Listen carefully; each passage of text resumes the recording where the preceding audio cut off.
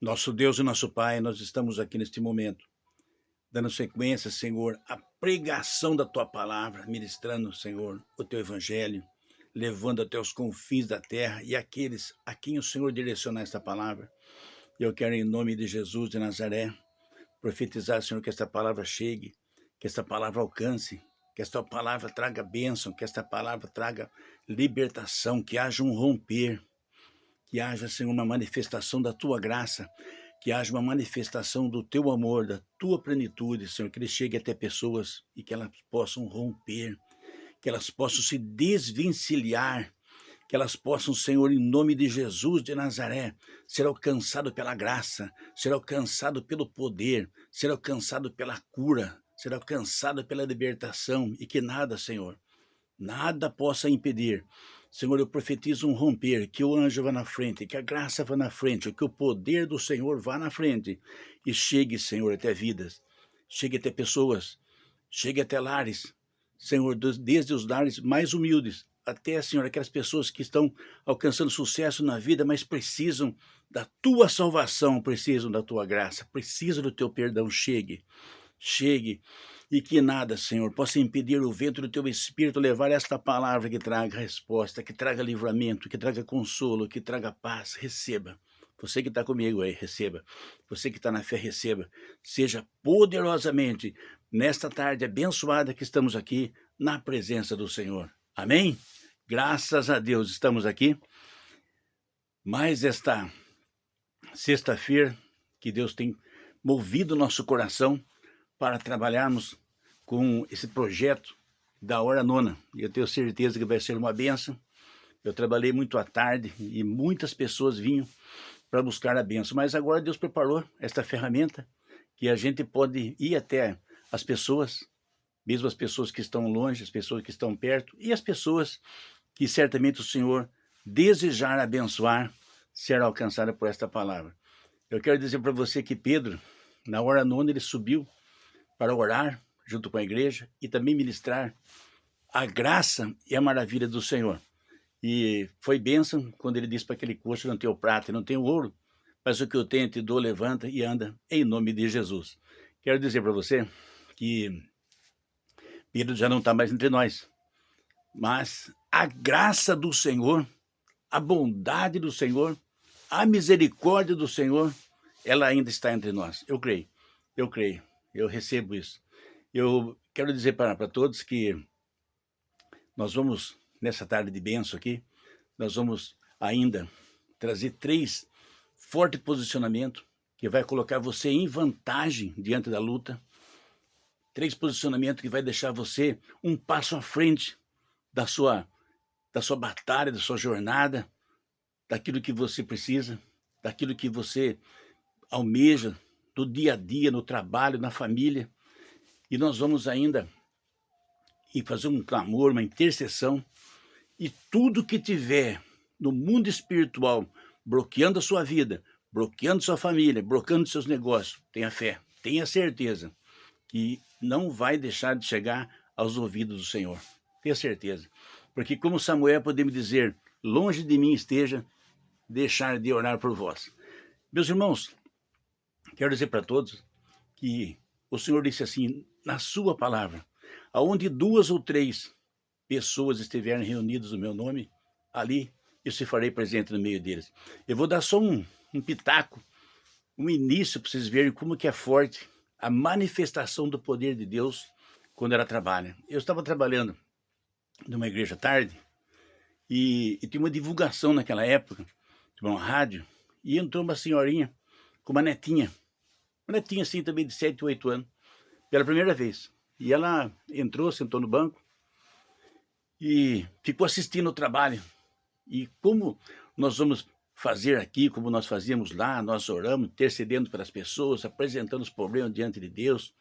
Lá nós tínhamos a vantagem de poder colocar a mão na cabeça das pessoas, ainda no final do culto, poderíamos ungí-las com óleo. E era uma benção, irmãos. Olha, quem estava, voltava de lá realmente tocado, muito tocado.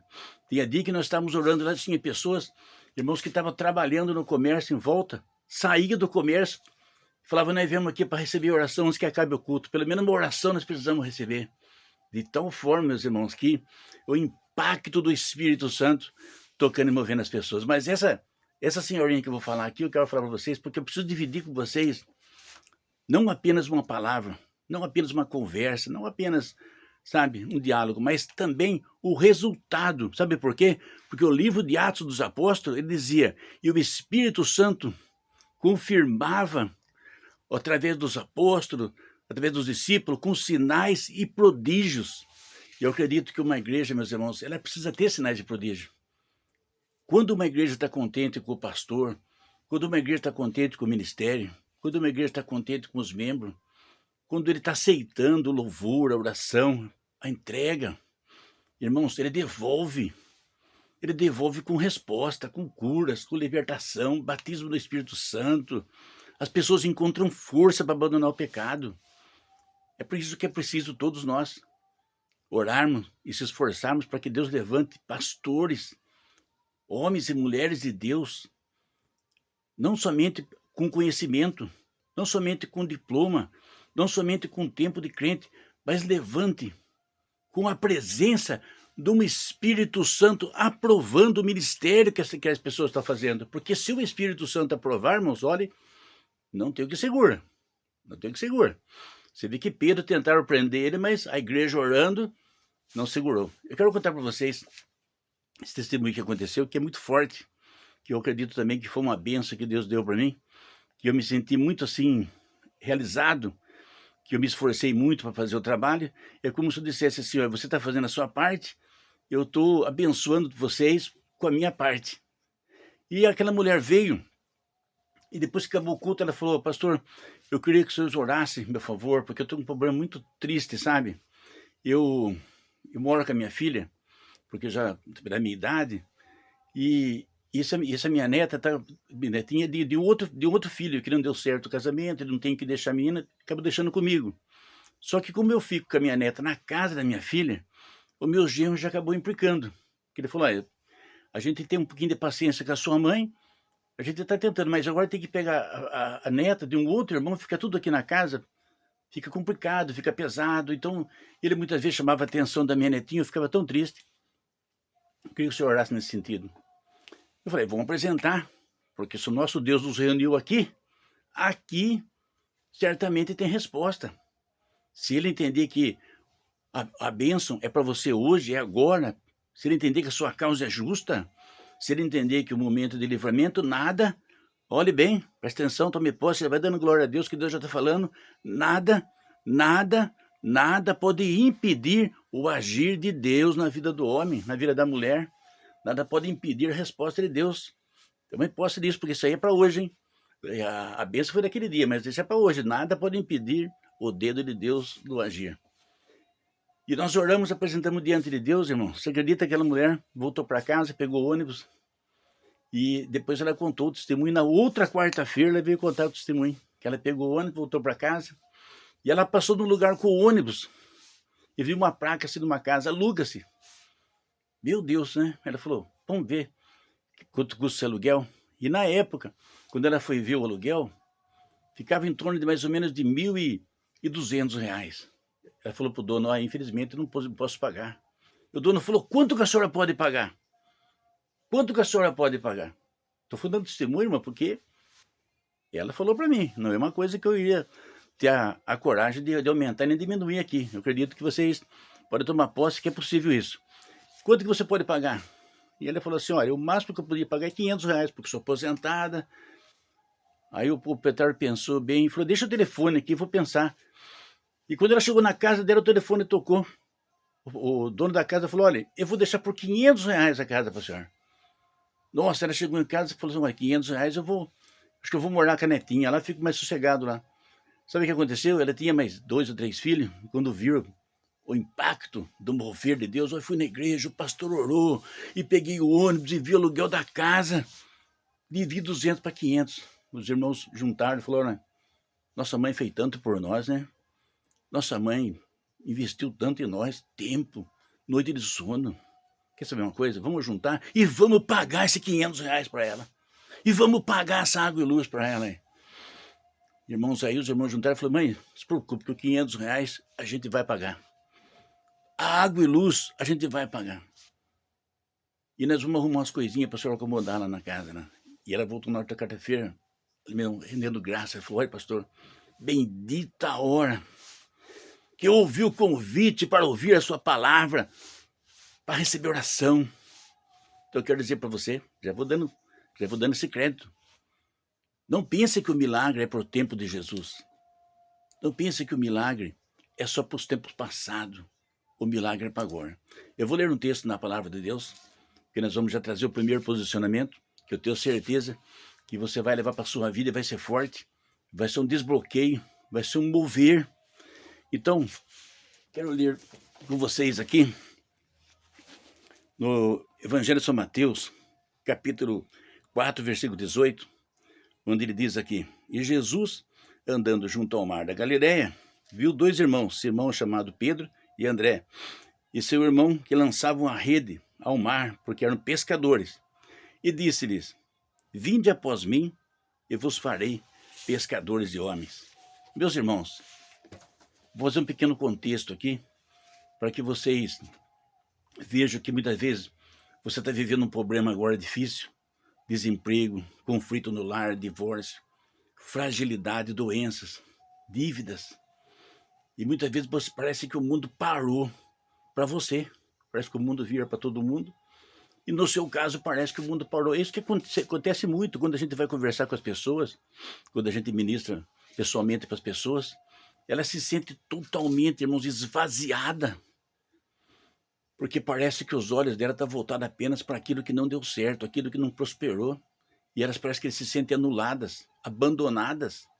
Eu quero dizer para você que quando Jesus começa o ministério, do texto que nós lemos aqui, ele inicia seu ministério, já tinha 32 anos, durante todo esse período ele era conhecido apenas como filho do carpinteiro, ou talvez o carpinteiro também, porque como é do comum naquela época, e até hoje também, né, os pais ensinam profissão para os filhos, né? Eu tive 2 filhos e também ensinei profissão para eles, embora eles já aprenderam a fazer uma coisa um pouco melhor, mas eu aprendi, eles sabem fazer. E provavelmente Jesus era um carpinteiro também, até ali. Mas quando o Espírito de Deus leva ele no deserto para ser tentado e depois ele já volta, sabe, já na instrução de Deus para a nova era que ia se começar, que era o cristianismo. Que dali para trás havia simplesmente a nação de Israel, os judeus e os gentios. A partir de Jesus, é todo aquele que crê. Você também. Você está incluído. Você pode dar glória a Deus por isso aí? Você pode bendizer o Senhor porque você está incluído? Você faz parte do projeto de Deus? O amor de Deus está na sua vida, na sua casa. Você sabia? Ah, pastor, eu sou um pecador. Não tem problema. Sabe o que o Senhor Jesus disse? Que ele não veio, aleluia, buscar os justos, mas ele veio buscar os pecadores ao arrependimento. E disse mais, disse que os sãos não precisam de médico. Quem precisa de médico, aleluia, é os doentes. E ele é o nosso médico. Então eu quero dizer para você que até aquele momento, Jesus, sendo um carpinteiro, ele ia começar o ministério dele. Então ele ia começar uma nova fase da humanidade, aonde todos seriam alcançados pela graça de Deus, que antes não era possível. Por que não era possível? 400 anos. Quanto? 400 anos. Quanto, pastor? 400 anos Deus não falou aqui na terra, por nenhum profeta. Você já pensou o estado que estava? Durante 400 anos. Seria praticamente 8 gerações, sem nenhuma profecia, sem, sabe, não havia uma manifestação da parte de Deus, só havia guerras, aquelas coisas de pessoas levar despojo, a pessoa, sabe, um país tomar as coisas do outro. Então o mundo estava em quê? Profundas trevas, profunda escuridão. Veja bem, quero dizer para os irmãos que naquele momento que ele começa o ministério dele, ele se aproxima daqueles homens simples, ele disse: vocês estão pescando? Venha após mim e vos farei pescadores de homens. E a partir dali, meus irmãos, a partir dali, daquele momento, ele começou a expulsar os demônios, curar os enfermos, abrir os olhos dos cegos, abrir o ouvido dos surdos, limpar os leprosos. Primeiro posicionamento que Deus fala com você agora, que Deus fala comigo agora, que Deus fala conosco agora. Existe mudança. Fale, existe mudança. Fale, existe mudança. Porque para aquele tempo teve mudança. Como é que você vai expulsar demônios, curar enfermo? Irmãos, no Velho Testamento não tinha isso. Você não acha no Velho Testamento os profetas expulsando demônio e curando os enfermos. Sabe por que teve essa situação? Porque houve mudança. Eu quero dizer para você, você que está comigo aqui nessa live, você que está participando desse momento, nesse trabalho da 9ª hora, que é um problema de cura, de libertação, de romper. Existe mudança porque Deus quer que haja mudança. Existe mudança porque o projeto de Deus é mudança. Existe mudança porque Deus tem poder para fazer mudança. Existe mudança porque nada, absolutamente o que? Nada pode impedir o dedo de Deus de fazer mudança. E Jesus começou a expulsar os demônios, curar os enfermos, limpar os leprosos. Então você nota aí, Deus pode fazer mudança na minha vida. Está recebendo aí? Esse é o posicionamento de Deus. Eu posso fazer mudança na sua vida. Pode ser que o médico não possa, pode ser que o governo não possa, pode ser que seus amigos não possam, pode ser que o pastor não possa, pode ser, sabe, que mesmo o dinheiro não consiga fazer nada para você. Mas Deus pode fazer mudança na sua vida. Essa é a palavra que Deus está falando para você. Porque para toda aquela geração, começou a ter mudança. Porque o ministério de Jesus, ele veio para fazer mudança. Se você crê que tem mudança, você recebe mudança. Eu falei daquela senhorinha, que ela veio na igreja com aquele problema, triste, olhando para o sapato, aprisionada por uma dor, por uma humilhação, por ser destratada junto com a sua neta, e de repente Deus coloca ela numa casa, que ela pode ficar ali criando a netinha dela, em paz, sem ter que ser constrangida. O que houve na vida dela? Houve mudança? Nos dias de hoje, houve mudança. Você sabia que Deus pode fazer mudança na sua vida? É isso que Deus quer que você tome posse. Nesta tarde que estamos pregando aqui, pode haver mudança. Mas a mudança começa a acontecer quando você começa a acreditar. Olha, Deus pode fazer mudança. Deus pode fazer mudança. Deus pode fazer mudar a situação. É a primeira coisa, se você crê. O Senhor disse assim, olha, tudo é possível que crê. Você consegue crer? Você consegue pensar por um minuto assim, olha, Deus tem poder para fazer mudança. Porque isso é o mover, isso é o desbloqueio, isso é o romper. É quando você sai de uma mentalidade que você pensa assim, eu estou numa situação difícil, eu sou menos do que os outros, na minha vida não acontece, eu estou chorando, eu estou em lágrima, eu estou em dor, a minha vida não é nada, eu não sou ninguém. Você sai disso e você fala, Deus pode fazer mudança, Deus faz mudança, Deus está fazendo mudança em todo lugar. E se você colocar, assim como aquela senhorinha colocou nos pés do Senhor, a sua luta, a sua dor, e Deus visitar a sua causa, ele perceber que tem que ter mudança, Deus pode mover mudança. Agora eu pergunto para você agora, quem que você acha que pode impedir o dedo de Deus? Quem que você acha que pode impedir o dedo de Deus? Quem que você acha que pode segurar o dedo de Deus assim e falar, não, Deus, eu não vou deixar ter mudança? Quem? Irmãos, eu vi um pastor muito sábio, ele falou uma coisa interessante, que eu achei que ele falou com propriedade. Ele disse assim, olha, se o diabo pegar uma pessoa e permitir que uma feitiçaria vá nele, ele perca o emprego, depois ele seja atropelado por um carro, depois ele fica numa cadeira de roda, depois ele vai fazer um procedimento médico e acabe sendo contaminado pela AIDS, e ele ficar jogado num canto ali, abandonado, numa situação terrível. E Deus olhar para aquilo e falou, nossa, que situação que esse homem está, misericórdia, olha a situação que esse homem está, olha a situação que esse homem está. Quer saber de uma coisa? Eu vou ajudar ele. Aí move alguém numa igreja lá, vamos orar para o hospital, porque nós vamos orar, vamos colocar a mão na pessoa, vamos ungir com óleo, vamos repreender o mal, vamos lá, Deus vai agir. E Deus fala, ó, põe a mão naquele moço ali, repreende ali, cancela aquela atividade do inferno que está na vida dele. Pode cancelar que eu estou mudando providência. Daqui a pouco, alguém vai lá, ora. Você sabia que acontece isso, irmão? Sabia que acontece isso? Na minha cidade, teve um irmão diácono que estava desenganado por uma junta de 7 médicos. Quantos? 7 médicos. 7 médicos profissional, médico especialista. Eu falei, isso aí pode, 3 dias pode mandar o caixão, vir que já era. Ele está destruído por dentro. E tinha uma mulher da nossa igreja que ela tinha o dom. Sabe, irmãos, tem muita gente que quer ver um milagre, mas não quer investir, não quer pagar preço, não quer renunciar, não quer abrir mão da vaidade, da carnalidade, do mundanismo. Ele quer ficar com um pouco o pé no mundo, o pé na igreja. Ele quer desfrutar daquilo que o reino dos céus tem para dar, mas está agarrado com as coisas desse mundo, por isso que muitas igrejas não acontecem. É muita vaidade, é muita ganância, é muito, meus irmãos, ego. Mas tem gente que paga o preço, viu, irmão? Essa mulher, eu conheci ela. Ela foi uma bênção na minha vida aqui também, onde eu moro. Uma bênção na vida de muita gente, mas olha, pensa numa mulher abençoada, que tudo nós amávamos muito ela. Porque ela já não está entre nós, mas todo mundo amava muito ela. E ela falou para ela assim, precisa orar para o diácono, que ele está desenganado para morrer. E ela é a única mulher na época que o pastor autorizava ungir com óleo, porque a unção com óleo foi dado para os presbíteros. Então, na obediência, muitas vezes, já está a legalidade, né? Para os presbíteros. E no caso dela, ele falou, ela tem um dom confirmado. Se o Espírito Santo deu o dom para ela, então é justo que ela tenha acesso ao azeite.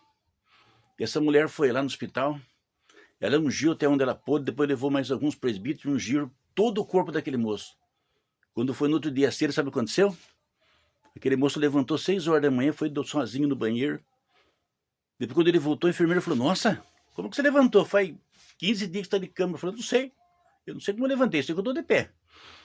Depois ele pediu comida para comer, que ele não estava comendo, tomou café. Quando os médicos vieram para conferir, falou, não é possível uma coisa dessa. Você estava semi-morto, agora você está mais com saúde do que a gente? Como isso? Como isso acontece? Como isso acontece? E ele disse assim, eu não sei, o que aconteceu com ela? Veio alguém visitar ela, ele falou, veio uma mulher aqui, uma senhorinha, sabe, muita de idade, mas e orou para ele, sim. Falou, chama ela, que eu quero conversar com ela. Quero conversar com essa mulher. E lá era um hospital, que é ligado à igreja católica, negócio das freiras, sabe? Que aquele convênio que tem, que eles davam prédio, então aquela coisa toda, e o SUS sustenta para os médicos, é uma coisa de política, assim. E o médico falou assim, olha, dona, eu sou diretor do hospital aqui. A partir de hoje eu passei uma autorização para os funcionários aqui, a senhora pode entrar aqui 24 horas por dia, a hora que a senhora quiser, a senhora pode entrar aqui, e a senhora tem acesso a qualquer doente aqui. Porque 7 médicos com diploma, com todo o conhecimento que a gente tem, não conseguimos manter esse homem sentado. E a senhora pôs esse homem de pé, andando e comendo. É muito forte. Deus está na sua vida, mulher. Então você vê que, irmão, é só Deus falar assim, vá lá. E Deus pode olhar para uma pessoa dessa, o pastor estava falando desse testemunho, olhar para uma pessoa daquela que está caída e falar, vá lá. E de repente, rompe o ciclo.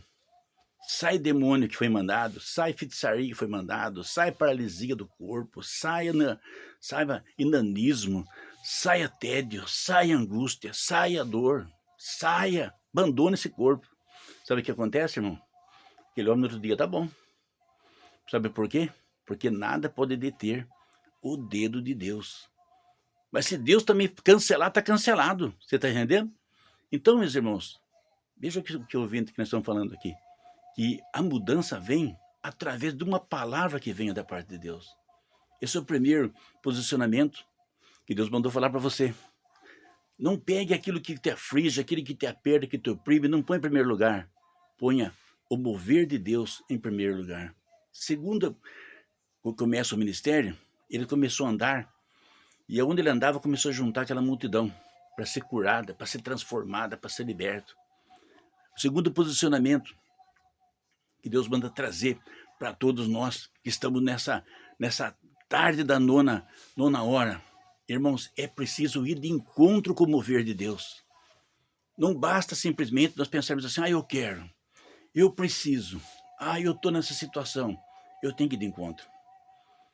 Uma coisa que não pode acontecer é quando a pessoa, muitas vezes, ela se cerca de um egoísmo, de uma cobiça, de uma ganância, e se coloca no centro.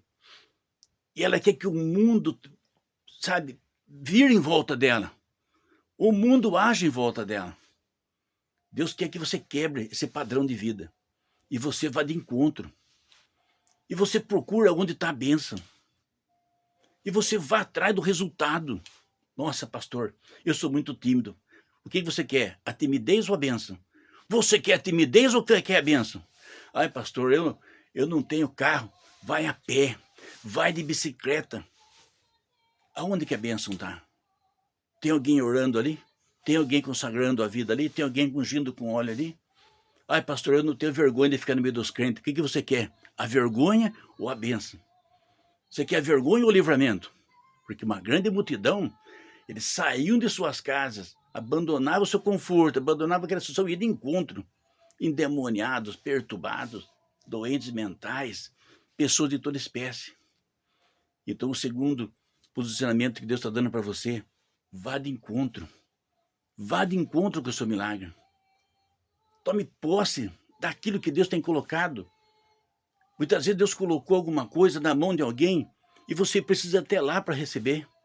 Aquela mulher, por exemplo, que eu contei no início, a senhorinha que estava com a sua netinha, Deus colocou a bênção no altar que nós estávamos, no culto que nós estávamos. Colocou eu ali, esse humilde servo aqui, esse homem simples aqui, né? Essa cara de tiozão que nós estamos aqui. Colocou a gente lá para ficarmos disponíveis para poder receber ela. Colocar a mão na cabeça da netinha dela, falar, Senhor, não permita que essa menina venha tomar desaforo mais, não permita que essa mulher venha passar essa humilhação mais. Ela veio. E se ela ficasse na casa dela, falando, minha vida é chorar. Certo? Minha vida é chorar. Meu Deus do céu. Meu Deus. É só pela misericórdia. E ficaria nesse pensamento. Ficaria somente pensando nisso. Mas ela não. Ela saiu, foi de encontro. Então a palavra de Deus está dizendo para você, vá de encontro. Pode ser que você tenha que ir de encontro no monte para orar. Pode ser que Deus chame você para orar de madrugada. Pode ser que Deus chame você para ir todo dia cedo na consagração. Porque no mover do seu corpo, no mover da sua vida está o dizer, eu tenho fé, eu acredito. Eu vou de encontro aonde está o milagre. Eu vou de encontro a quem está orando.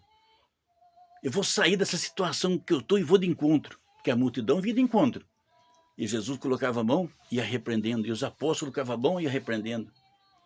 E as pessoas foram se tornar administradores da bênção, da avalanche de bênção que vinha dos céus. Porque, olha, foi tão forte que os escritores dos evangelhos dizem assim, ó, que não haveria papel no mundo para escrever a quantidade de curas e libertação que teve. Muito pouco. Muito pouco. Não haveria papel para isso. Então eu quero dizer para você que nós vamos indo para o terceiro posicionamento.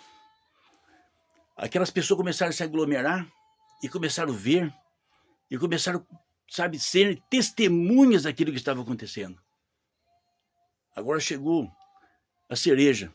A Bíblia diz que o Senhor Jesus pegou aqueles discípulos e mandou 70 para outra cidade. Por que ele mandou 70 para outra cidade? Porque aqueles 70, eles já estavam com o seu coração, meus irmãos, movido pela graça, transformado. E Deus quer que a gente divida com outras pessoas. O que eu estou fazendo aqui? Eu vou guardar para mim? Eu estou dividindo com vocês. E você também deve ir no trabalho que você trabalha, testificar. Você recebeu a bênção, fale na rua que você mora, fale na sua rede. E aqueles 70, depois o Senhor disse, olha, quando você chegar numa casa, diga, é chegado o reino dos céus. E se essa casa se abrir para o reino dos céus, o que vai acontecer? A paz vai entrar naquele lar. Paz seja convosco, a paz vai entrar nesse lugar. Se tiver alguém doente, ele será curado. Se tiver alguém, aleluia, que estiver endemoniado, será liberto. Mas já não era Jesus, era os 70. Era comissionado. Por que eu estou falando isso? Presta atenção, que isso é forte. Isso é forte. Jesus disse assim, olha, eu não vou ficar o tempo todo com vocês aqui na terra. Mas não fique triste. Não fique abatido. Eu vou subir para o céu, mas eu enviarei o Consolador para que estejam convosco aqui. Você não vai ficar sozinho. Você não vai ficar